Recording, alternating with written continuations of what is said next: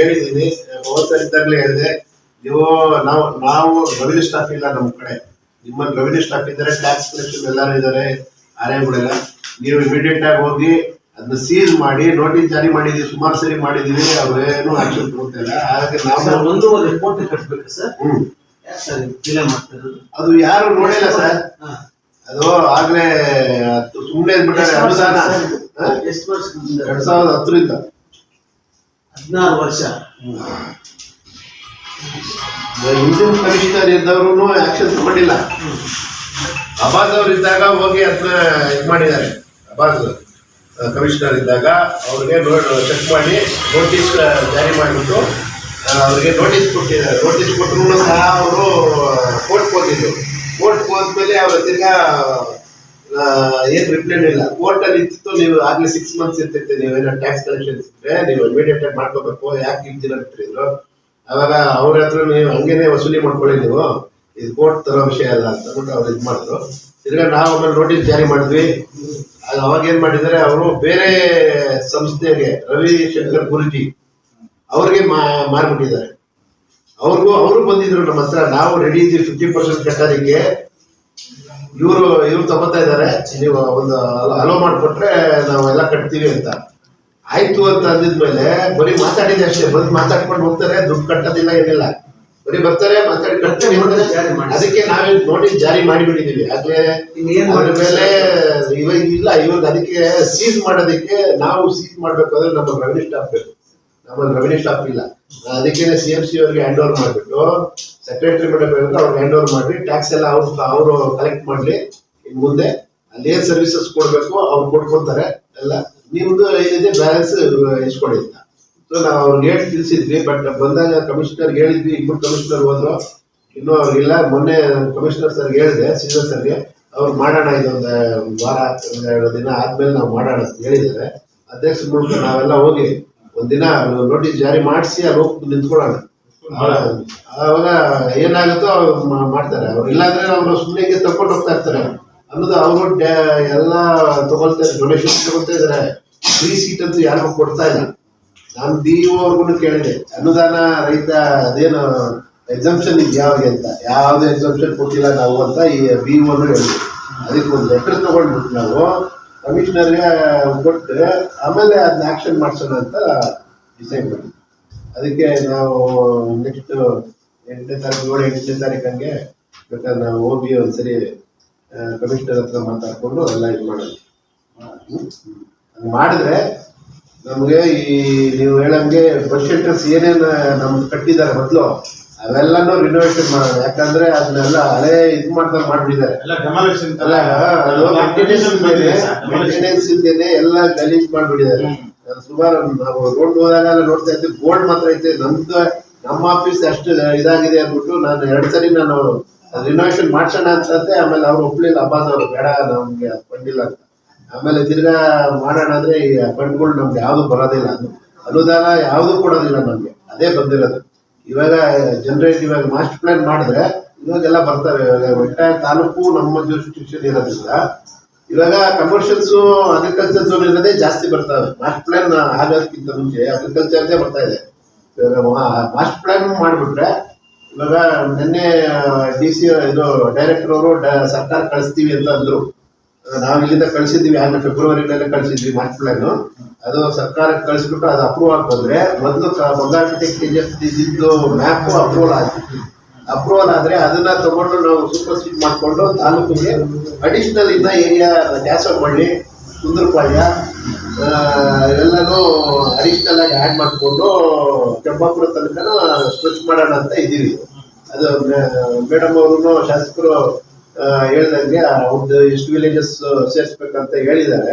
ಅದ್ರ ಪ್ರಕಾರ ಅದು ಮಾಡ್ಕೊಳ್ಬಹುದು. ಇವಾಗ ಇನ್ನೊಂದು ಅಂದ್ರೆ ಬೇತ್ಮಂಗಲ ಬೈಫರ್ಕೇಷನ್ ಆಗ್ತಾ ಇದೆ ಪಟ್ಟಣ ಪಂಚಾಯತಿ. ನಾವು ಇದು ಮಾಡ್ಬಿಟ್ರೆ ತಿರ್ಗಾ ಇನ್ನೊಂದ್ಸರಿ ಮಾಸ್ಟರ್ ಪ್ಲಾನ್ ಆಗುತ್ತೆ. ಅದಕ್ಕೆ ಅದು ಏನಾಗುತ್ತೆ ಇನ್ನೊಂದು 2 months ಅಲ್ಲಿ ಅದನ್ನು ಗೊತ್ತಾಗ್ಬೋದು. ಅದಾದ್ರೆ ಅದು ಬೈಫರ್ಕೇಷನ್ ಆದ್ರೆ ಅದನ್ನು ಮ್ಯಾಪ್ ಮಾಡ್ಕೊಟ್ಟಿದ್ದೀವಿ. ಅದು ಒಂದು 5-6 ವಿಲೇಜ್ ಸೇರ್ಕೊಡುತ್ತೆ ಸುತ್ತಮುತ್ತಲು. ನಾಗಶೆಟ್ ಕಡೆ ತಿಮ್ಮೇನಹಳ್ಳಿ, ತಮ್ಮನಹಳ್ಳಿ, ನಾಗಶೆಟ್ಟಹಳ್ಳಿ, ಆ ಕಡೆ ಸರೌಂಡಿಂಗ್ಸ್ 2-3 ಎಲ್ಲ ಸೇರ್ಕೊಳುತ್ತೆ. ಅದು ಸಪ್ರೇಟ್ ಆದ್ರೆ ನಮ್ದು ಫುಲ್ ತಾಲೂಕು ಸಪ್ರೇಟ್ ಆಗುತ್ತೆ. ಅದೊಂದು ಸಪರೇಟ್ ಮಾಡ್ಬೇಕು. ಅದಕ್ಕೋಸ್ಕರ ನಾವು ಅದನ್ನು ತಗೊಂಡಿಲ್ಲ. ಇದಾಗಿ ಬಂದ ತಕ್ಷಣ ಅದನ್ನು ಮಾಡ್ಕೋಬೇಕು. ನಿಮ್ದೇನಾದ್ರು ಇದೆಯಾ ಸರ್ ವಿಷಯ? ಅವ್ರಿಗೆಲ್ಲ ಬಾಳ ಇದು ಊರ್ಗಳಲ್ಲಿ ಕೆಲಸ ಆಗ್ಬೇಕಂತ ಕೇಳ್ತಾ ಇದ್ದಾರೆ ಸರ್. ಏನ್ ಕೆಲಸ? ಏನ ನಾವ್ ಮೆಂಬರ್ ಆಗಿದೀವಿ, ನಮ್ಗೊಂದು ಕೆಲಸನೂ ಆಗ್ತಾ ಇಲ್ಲ ಅಂತ 3 ಜನದ್ದು ಆರೋಪ. ಅಲ್ಲ, ಇದು ಅದು ನಗರಸಭೆಯಿಂದ ಅವ್ರು ಕೊಡ್ತಾರೆ. ನಗರಕ್ಕೆ ಗ್ರಾಮ ಪಂಚಾಯತಿ ನಮ್ಮ ವಿಲೇಜ್ ರೂಟ್ಗೆ ನಮ್ಮ ಅನುಕೂಲ ಆಗ್ತದೆ ಅನ್ನೋದು ಕೇಳ್ತಾ ಇದ್ರು. ಅಲ್ಲ, ಇವಾಗ ನಾವು ವಿಲೇಜ್ ಇಂದ ಬಂದಿದ್ದೀವಿ, ಸುಂದರಪಾಳ್ಯ.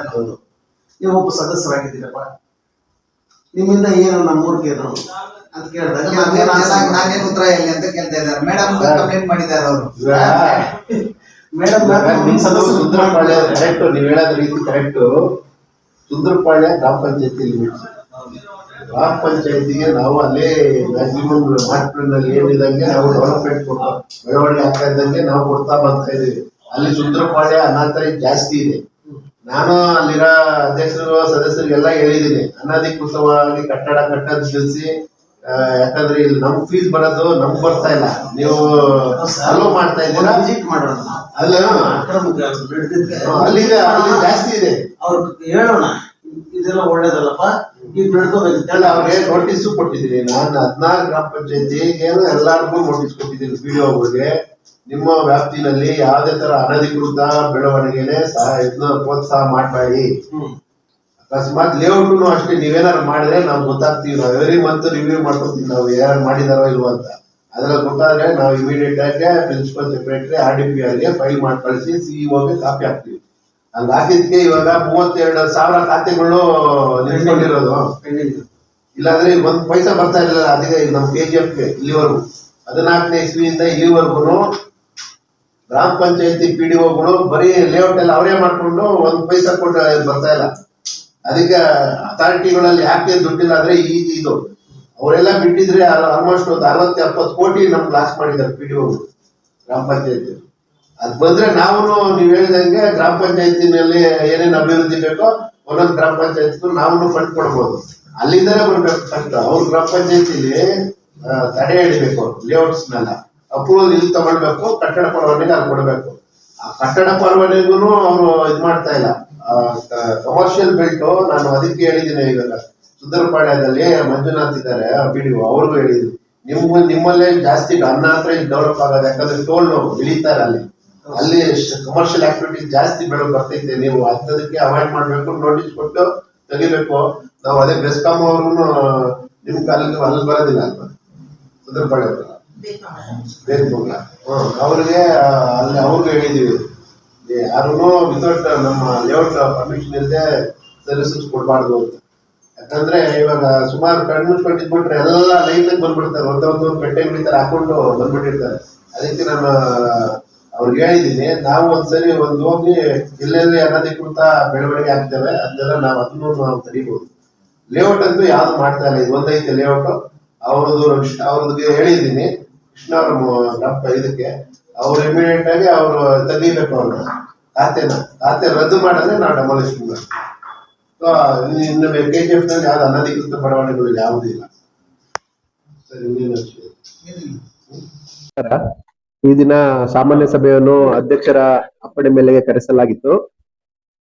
ಸನ್ಮಾನ್ಯ ಶಾಸಕರಾದಂತ ಜನಪ್ರಿಯ ಶಾಸಕರಾದಂತ ರೂಪಕಲಾ ಶಶಿಧರ್ ಮೇಡಮ್ ಅವರ ಆದೇಶದ ಮೇಲೆ ಇಂದು ಸಭೆಯನ್ನು ನಡೆಸಲಾಯಿತು. ಅದಕ್ಕೆ ಸದಸ್ಯರಾದ ಕಾಂತಮ್ಮ, ವೆಂಕಟರಮಣ ಸರ್, ಅರುಣ್ ಕುಮಾರ್ ಸರ್ ಎಲ್ಲ ಮತ್ತೆ ಅಧಿಕಾರಿಗಳೆಲ್ಲನೂ ಇವತ್ತು ಹಾಜರಿದ್ದು ಈ ಸಭೆಯನ್ನು ಯಶಸ್ವಿಯಾಗಿ ನಡೆಸಿಕೊಟ್ಟಿರ್ತಾರೆ. ಹಾಗಾಗಿ ಈ ಸಭೆಗೆ ವಿಶೇಷವಾಗಿ ಇಂದಿನ ಸಭೆಯ ಅನುಮೋದನೆ ನಡವಳಿಯನ್ನು ಓದಿ ಅಂಗೀಕರಿಸಲಾಗಿತ್ತು. ಅದರಲ್ಲಿ 2 ಸಬ್ಜೆಕ್ಟ್ ಮಾತ್ರ ಫೀಸ್ ಕಟ್ಟಿರ್ಲಿಲ್ಲ. ಹಾಗಾಗಿ ಅದನ್ನ ಮುಂದಿನ ಸಭೆಯಲ್ಲಿ ಇಟ್ಕೊಂಡಿದ್ದೀವಿ. ಹಾಗಾಗಿ ಮತ್ತೆ ನಮ್ಗೆ ಇವಾಗ 17 ಸಬ್ಜೆಕ್ಟ್ ಇತ್ತು. ಅದರಲ್ಲಿ ಸಿಂಗಲ್ ಸೈಟು, ಮಲ್ಟಿ ಸೈಟು, ಮತ್ತೆ ನಮ್ಮ ದಿನಗೂಲಿ ನೌಕರರ ಪೇಮೆಂಟ್ ಅಪ್ಡೇಟ್ ಮಾಡಿರ್ತಾಯಿತ್ತು. ಹಾಗಾಗಿ ಈ ಸಭೆಯಲ್ಲಿ ಎಲ್ಲ ಲೇಔಟ್ಸ್ಗಳು, ಸಿಂಗಲ್ ಸೈಟ್ ಲೇಔಟ್, ಮಲ್ಟಿ ಲೇಔಟ್ಗಳನ್ನು ಅನುಮೋದನೆ ಮಾಡಿಕೊಡೋದಕ್ಕೆ ನಾವು ಕಾಲಾವಕಾಶ ಇರುತ್ತದೆ.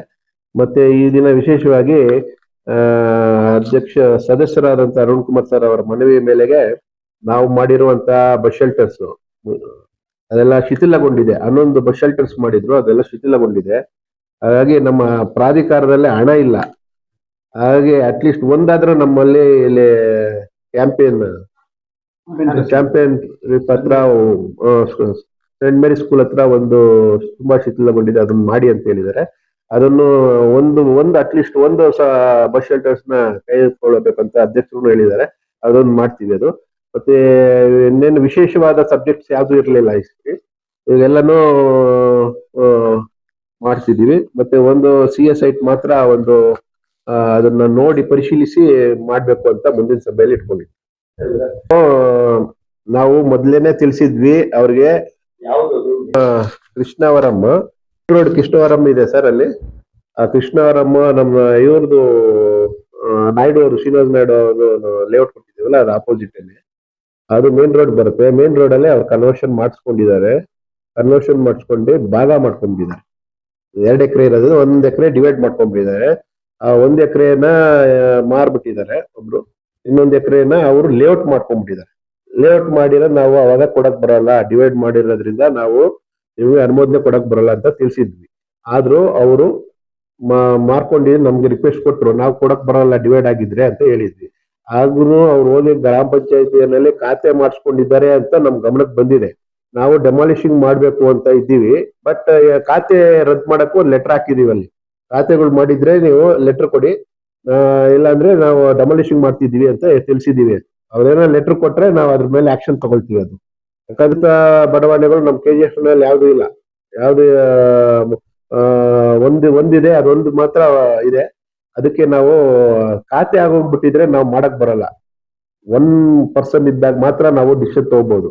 ಅದನ್ನ 30 ಸೈಟ್ ಐತೈತೆ, ಎಲ್ಲ ಓನರ್ಸ್ಗಳು ಬೇರೆ ಇದ್ದಾಗಿಂದ ನಾವು ಡೆಮಾಲಿಷಿಂಗ್ ಮಾಡಕ್ ಹೋದ್ರೆ ಎಲ್ಲ ಅವರು ಕೋರ್ಟ್ ಹೋಗ್ತಾರೆ, ಸಮಸ್ಯೆ ಆಗ್ತವೆ. ಅದೆಲ್ಲ ಅದಕ್ಕೆ ರದ್ದಿಗೆ ನಾವು ಬರ್ದಿದೀವಿ ಗ್ರಾಮ ಪಂಚಾಯತಿಗೆ. ಅದ್ರ ರದ್ದಾದ ನಂತರ ನಾವು ಇಮಿಡಿಯೇಟ್ ಆಗಿ ಡೆಮಾಲಿಷಿಂಗ್ ಮಾಡ್ತೀವಿ. ಇವತ್ತು ಮಂತ್ಲಿ ಮೀಟಿಂಗ್ ಮಾಡ್ತಾ ಇದ್ದೀವಿ. ಅದರಲ್ಲಿ 17 ಸಬ್ಜೆಕ್ಟ್ ಬಂದಿದೆ. 17 ಸಬ್ಜೆಕ್ಟ್ ಅಲ್ಲಿ 16 ಸಬ್ಜೆಕ್ಟ್ ನಾವು ಒಪ್ಪಿಗೆ ಕೊಟ್ಟಿದ್ದೀವಿ. 1 ಸಬ್ಜೆಕ್ಟ್ ಮಾತ್ರ ಪೆಂಡಿಂಗ್ ಇಟ್ಕೊಂಡಿದ್ದೀವಿ. ಅದು TAPMMC ಅವರು ಇದು ಜಾಗ ಕೇಳಿದ್ದಾರೆ, ಸೈಟ್ ಕೇಳಿದ್ದಾರೆ. ಅದನ್ನ ಸ್ಥಳ ಪರಿಶೀಲನೆ ಮಾಡಬೇಕು. ನಮ್ಮ ನಾಲೆಜ್ಗೆ ಬಂದಿಲ್ಲ ಅದು. ನನ್ನ ಕಮಿಷನರ್ ಹತ್ರ ಕೊಟ್ಬಿಟ್ಟು ಹೋಗಿದ್ದಾರೆ. ನಾನು ಸೋಮವಾರ ಹೋಗಿ ಸ್ಥಳ ಪರಿಶೀಲನೆ ಮಾಡಿಬಿಟ್ಟು ಮುಂದಿನ ಸಭೆಯಲ್ಲಿ ಅದು ಕೊಡೋಣ ಅಂತ ತೀರ್ಮಾನ ಮಾಡಿದ್ದೀವಿ. ಅದೊಂದು ಸಬ್ಜೆಕ್ಟ್ ಮಾತ್ರ ಇದು ಮಾಡಿದ್ದೀವಿ, ಪೆಂಡಿಂಗ್ ಮಾಡಿದ್ದೀವಿ. ಮಿಕ್ಕಿ ಸಬ್ಜೆಕ್ಟ್ಗೆಲ್ಲ ಅನುಮೋದನೆ ಕೊಟ್ಟಿದ್ದೀವಿ ಸರ್. ದೊಡ್ಡ ಸಮಸ್ಯೆ ಇದೆ, ಅವ್ರು ಕೇಳ್ತಾ ಇದ್ದಾರೆ ಇಲ್ಲಿ ಬಂದು ಫಂಡ್ ಇಲ್ಲ, ನಾವು ಏನಾದ್ರೂ ಡೆವಲಪ್ಮೆಂಟ್ ಮಾಡೋದಕ್ಕೋ ಟ್ಯಾಕ್ಸ್ ಏನಾದ್ರೂ ಕಟ್ರೆ ಮಾತ್ರ ಇಲ್ಲಿ ನಮ್ಗೆ ಇದು ಬರುತ್ತೆ, ಇಲ್ಲಿ ಬಿಲ್ಡಿಂಗ್ ಲೈಸೆನ್ಸ್ ಬಂದ್ರೆ ಮಾತ್ರ ಬರುತ್ತೆ, ಜನನೂ ಬರೋದಿಲ್ಲ ಇಲ್ಲಿ. ಅಪ್ರೂವಲ್ ತಡ ಜನರೇಟ್ ಮಾಡ್ಬೇಕಂದ್ರೆ ನಾವು ಲೈಸೆನ್ಸ್ ಕೊಡ್ಬೇಕು, ಲೇಔಟ್ ಡೆವಲಪ್ ಆಗ್ಬೇಕು, ಅದಾದ್ರೇನೆ ನಮ್ಗೆ ಫಂಡ್ ಬರೋದು. ಆದ್ರೆ ಏನು ಇಲ್ಲಿ ಸರ್ಕಾರದಿಂದ ಏನು ನಮ್ಗೇನು ಬರೋದಿಲ್ಲ ಸರ್. ಡೆವಲಪ್ ಮಾಡ್ಬೇಕು, ಊರ್ ಡೆವಲಪ್ ಮಾಡ್ಬೇಕಂತ ಸರ್ಕಾರದಿಂದ ಏನು ಅನುದಾನ ಬರೋದಿಲ್ಲ. ನಾವೇ ಡೆವಲಪ್ ಮಾಡ್ಕೋಬೇಕು ಅಷ್ಟೇ.